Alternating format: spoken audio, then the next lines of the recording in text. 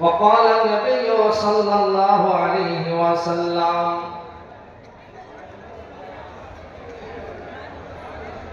إذا ربي في رجال الولد وسخط ربي وسخط الولد أو كما قال عليه الصلاة والتسليم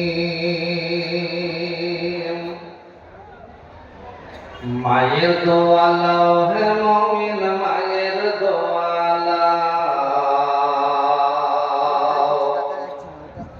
মায়ের দোয়া লাও হে মুমিন মায়ের দোয়া লাও বিপদে পড়বে না তুমি যখন যেথায় যাও বিপদে পড়বে না তুমি যখন যেথায় যাও মায়ের দোয়া লাও হে মুমিন মায়ের দোয়া লাও মায়ের দোয়া লাও হে মুমিন মায়ের দোয়া লাও আমার নবী করেন ঘোষণা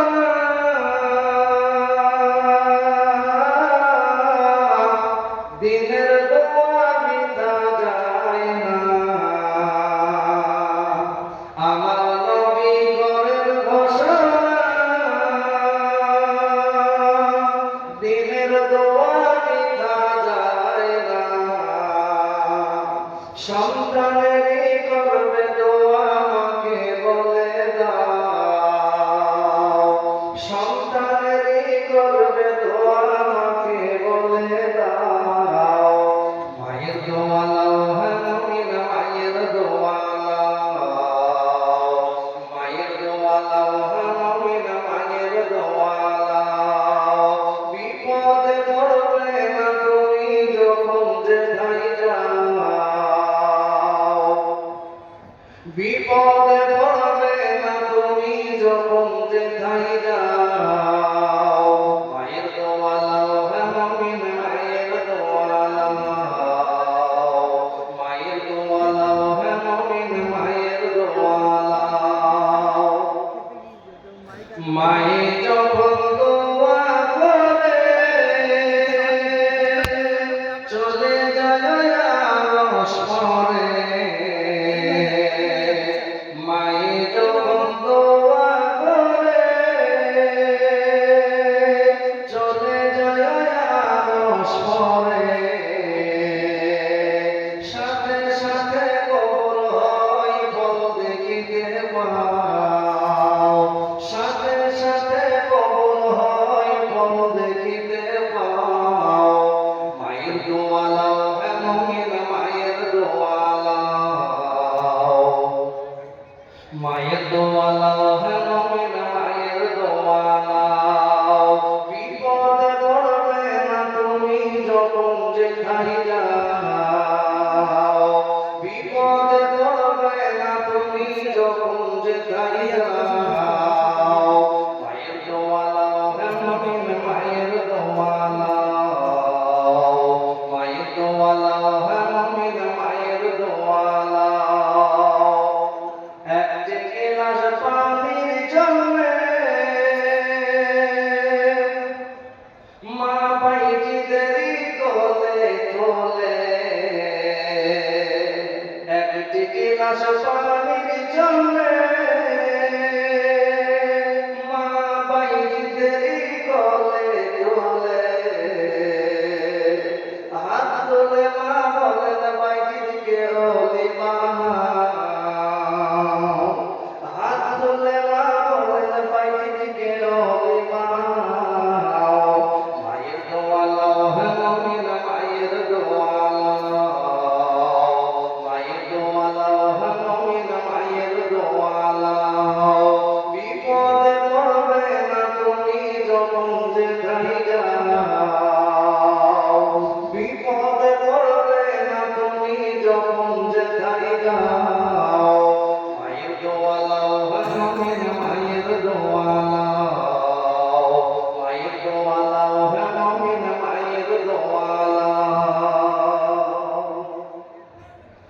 শ্রদ্ধেয় সম্মানীয় আজকে জলসা মাহফিলের যোগ্যতম সভাপতি মহাশয়, মুআজ্জাজ উলামায়ে কিরাম, বয়োজ্যেষ্ঠ বয়োজ্যেষ্ঠ যিনি মিল্লাতি ভাইরা আমার বাপজিরা, পর্দার আড়ালে পর্দা নসিনা মায়ের আমার বোনেদের সকলকে আমার আন্তরিক শুভেচ্ছা ও ভালোবাসা জানাই।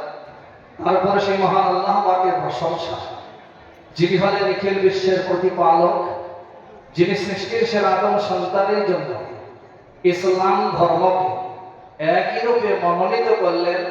সেই বিশ্ববিভব বিশ্বপ্রভু মহান আল্লাহর দরবারে লাখ কোটি শুকরিয়া স্বরূপ আদায় করে সকল একবার উচ্চ কণ্ঠে বলে আলহামদুলিল্লাহ।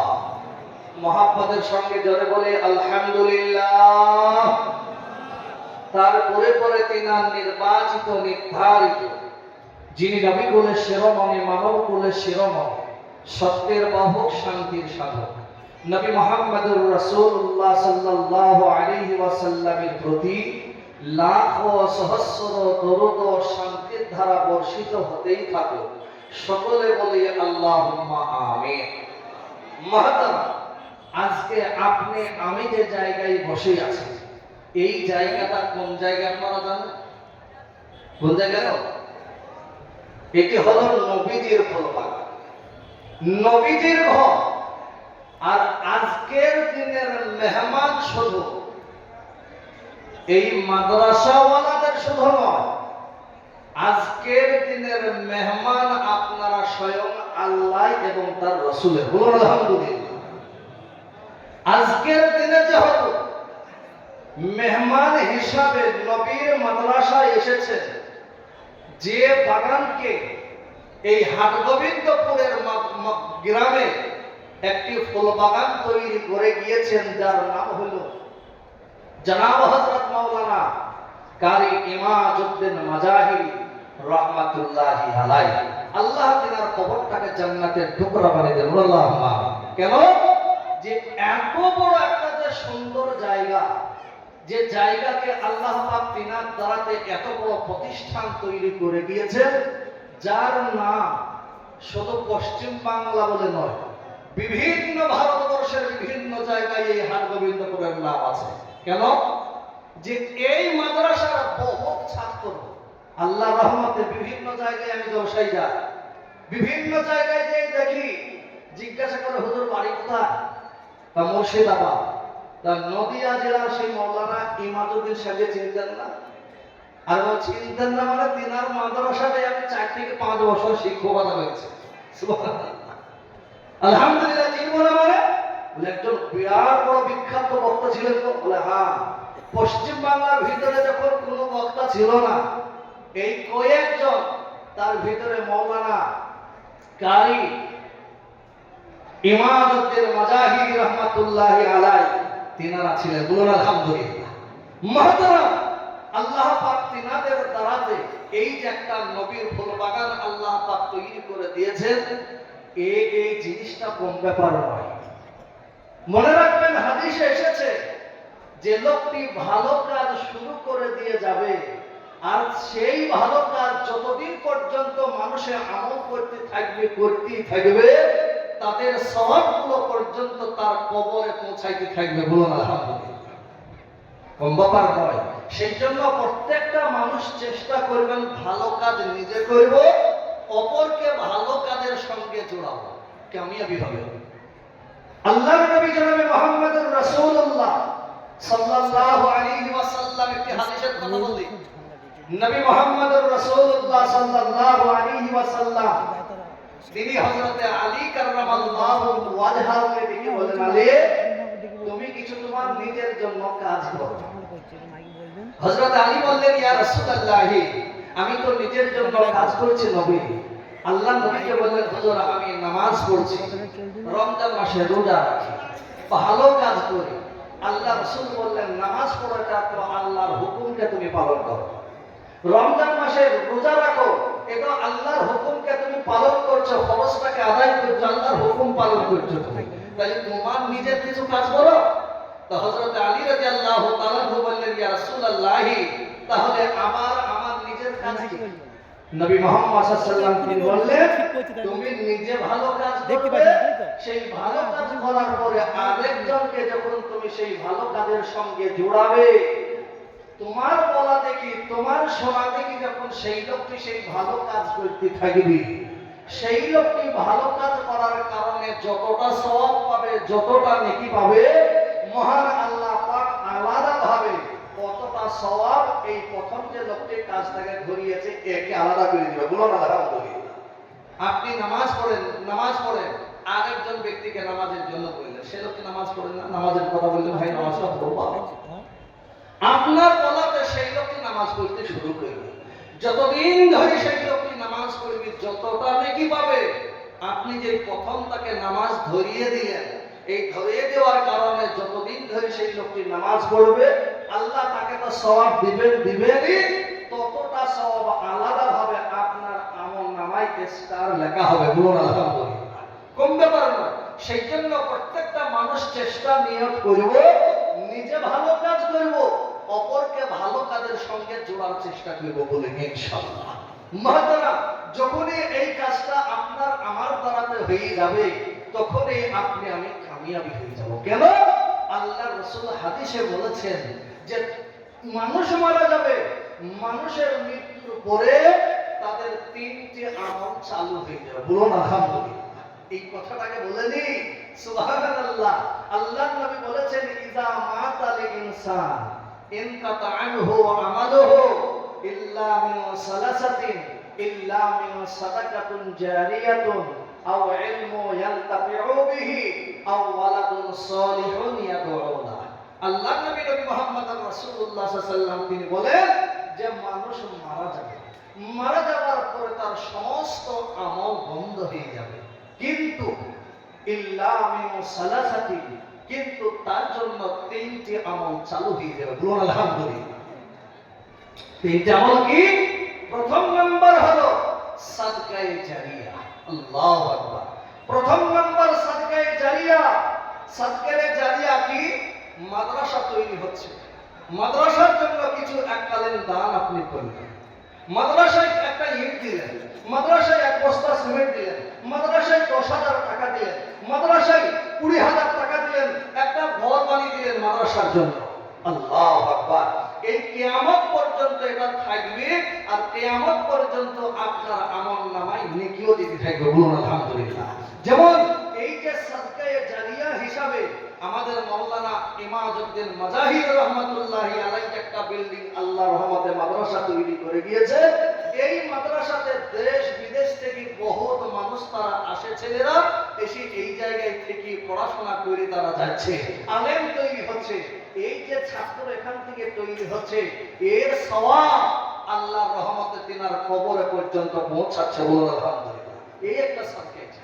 আল্লাহু আকবার। সেই জন্য প্রত্যেকটা মানুষ নিয়ত করবেন যে আপনার আমার দ্বারাতেও যেন একটা এমন সাদকায়ে জারিয়া করে যাব যাতে করে আপনার মৃত্যুর পরও সেই আমলটা চালু থেকে যায় আর আপনার আমার কবরে সেই সওয়াব পৌঁছাইতে থাকে। সুবহানাল্লাহ। সুবহানাল্লাহ। আর দ্বিতীয় নাম্বার হলো ছাত্র, নেক ছাত্র তৈরি করে, ভালো ছেলে তৈরি করে গেলেন। কেমন? দ্বীনি শিক্ষা দিয়ে গেলেন। একটা ছাত্র আপনি তৈরি করে গেলেন, আপনি শিক্ষক, আপনার ছাত্র তৈরি হলো একজন আলেম হইল, একজন মুহাদ্দিস হলো, একজন মুফতি হলো, কিংবা একজন বড় ছাত্র আপনি তৈরি করে গেলেন। আপনার মৃত্যুর পরে সে আবার ছাত্র তৈরি করল, আবার ছাত্র তৈরি করলো। এইরকম করে সিলসিলায়ে জারি কিয়ামত পর্যন্ত চালু থাকবে। এর সওয়াবও কিয়ামত পর্যন্ত আপনার কবরে জীবিত থাকবে। বলুন আলহামদুলিল্লাহ। আর 3 নাম্বার হচ্ছে না আওয়ালাদুন সালিহুন ইয়াদউ লাহু, যে 3 নাম্বার হচ্ছে নেক সন্তান, ভালো ছেলে। আব্বা এমন একটা সন্তান রেখে গিয়েছে যে আব্বা মায়ের মৃত্যুর পরেও সন্তান মা বাপের জন্য সদা সর্বদাই আল্লাহর কাছে দোয়া করে, আল্লাহর কাছে মা বাপের জন্য প্রার্থনা করে। এদের দোয়া কখনো রদ হয় না, আল্লাহ কবুল করে নেই। বলুন সুবহানাল্লাহ। সেই জন্য ভাবছেন আমার ভাইয়েরা, এদের এই 3টি আমল মৃত্যুর পরেও আপনার আমার জন্য চালু থেকেই যাবে। সেজন্য ইনশাআল্লাহ আল্লাহ পাক আমাদের এই 3টি আমলের প্রতি বেশি বেশি করে আমল করার তৌফিক দান করুন। আল্লাহুম্মা আমিন। তবে মহাতারাম, আমি আপনাদের অনুরোধ করব, বাবা লাইন দিতে দিতে একবার পেছ পর্যন্ত চলে গেছেন, একটু সামনে এসে বসতে ভালো না? আর পেছনে অনেক মানুষ আপনারা দাঁড়িয়ে আছেন, বা একটু আমার ডান দিকে দিকে কিংবা আমার এই বাম সাইডে অনেক জায়গা ফাঁকা আছে, একটু মজলিসটা ভরে বসি বা একটু আগে আসি, আসুন বা আমরা নিজ নিজ দায়িত্বের যে ভলেন্টাররা আমাদেরকে হাত ধরে ধরে বসিয়ে দেবে তা নয়, এটা আপনাদের মাদ্রাসা, এটা আপনাদের প্রাণপ্রিয় মাদ্রাসা, আপনাদের সকলের দায়িত্ব। নিজ নিজ দায়িত্বে এসে আমরা যে জায়গাগুলো ফাঁকা পড়ে আছে ওই সমস্ত জায়গাগুলো আমরা বসবো ইনশাল্লাহ, তবেই কামিয়াবি হয়ে যাবে ইনশাল্লাহ। আসুন বা একটু আগে আসি খবর, আর যার সামনে যেটুকু জায়গা ফাঁকা আছে একটু আপনার আগে আসুন বা একটু আগে বসুন, আপনার একটু আগে আসুন, একটু আগে আসুন, একটু আগে